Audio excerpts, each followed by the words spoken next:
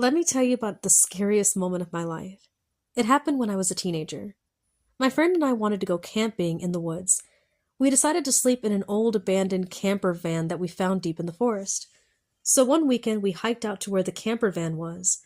By the time we reached it, it was dark. We opened the rusty door and climbed inside. It was a miserable night.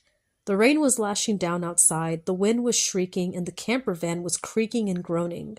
We even thought that we heard something or someone walking around outside. Probably just an animal, we assured ourselves. Both of us were scared and nervous, but we tried to act brave and pretend that we were having a good time.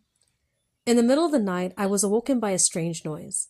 I sat up in bed, and that was when I noticed something out of the corner of my eye. In the small window at the other end of the camper van, I saw a shadow moving. At first, I thought it was just a shadow of a tree, but then I realized it was human. It looked like a man's silhouette, and it seemed as if he was standing outside the window, staring at us.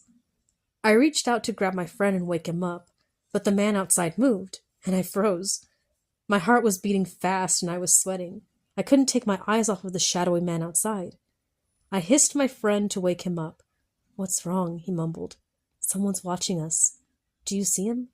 "I see him," he whispered. For the next 10 minutes, we just sat there, staring at the man's shadow, hardly daring to move. The man stood there motionless and stared back at us. The longer we stared at him, the more terrified we became. Eventually, my friend decided to shine the light in his eyes. We thought that maybe that would scare him away. As soon as he switched the flashlight on, we realized our horrible mistake. There was no window on the other side of the camper. It was a mirror. For the past 10 minutes, we had been staring at my reflection.